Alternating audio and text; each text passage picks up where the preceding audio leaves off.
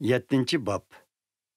Şundan keyin Qiryat Yearim şəhəridəki kişilər Pərverdigarның əhd sandıqını elib, kiçikrək bir taq üstüge selingan Abinadabның öyiga apırıb qoydu.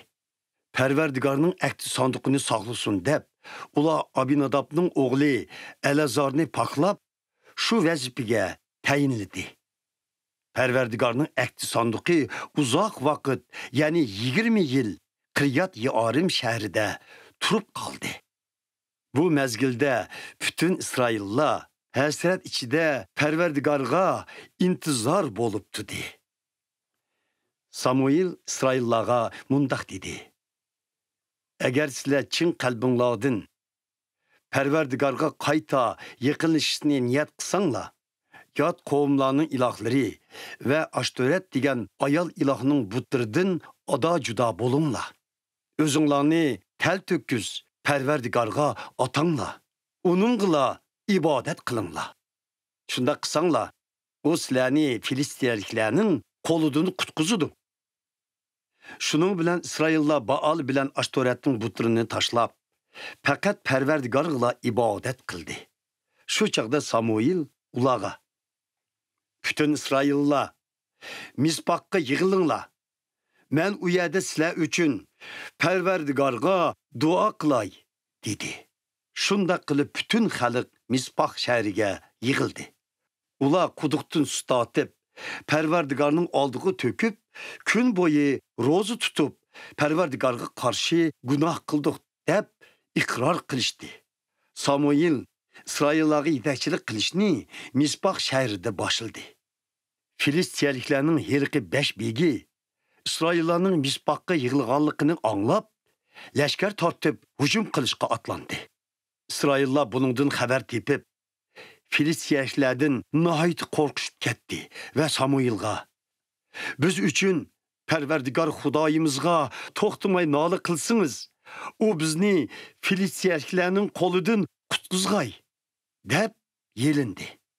Şunun bilan Samuel emivatqan bir qozini bütün piti köydürmə qurbanlıq qılıb Pərverdigarğa sundi. Şunda qılıb o, İsraillər üçün Pərverdigarğa iltica qılğan idi. Pərverdigar onun ilticasını qəbul qıldı.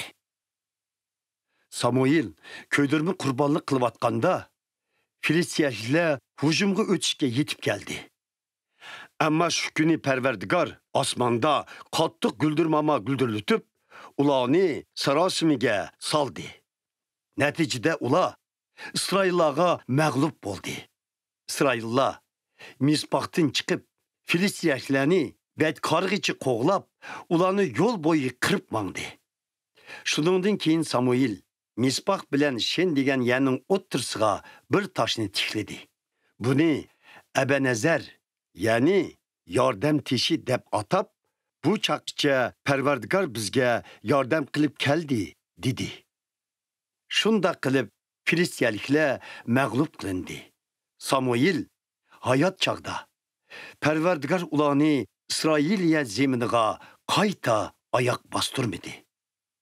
İsraillar Filistiyaliklarning qo'liga tushib ketgan Aqrondan qatqichi bo'lgan orliqdagi shaharlarning hammasini, shundaqla bu shaharlarning yenidagi yerlarni qaytirib elib, bütün zeminini asliga keltirib oldi. Bu chaqlarda İsraillar bilan Amurlar tinch o'tdi. Samuel ömür boyu İsraillarga yetakchilik qildi. U har yili Beytel, Gilgal, Mizpaqni aylanib yurib, u şəhərlərdə İsraillərinin ərz davaları üstüdən hökm çıxartdı.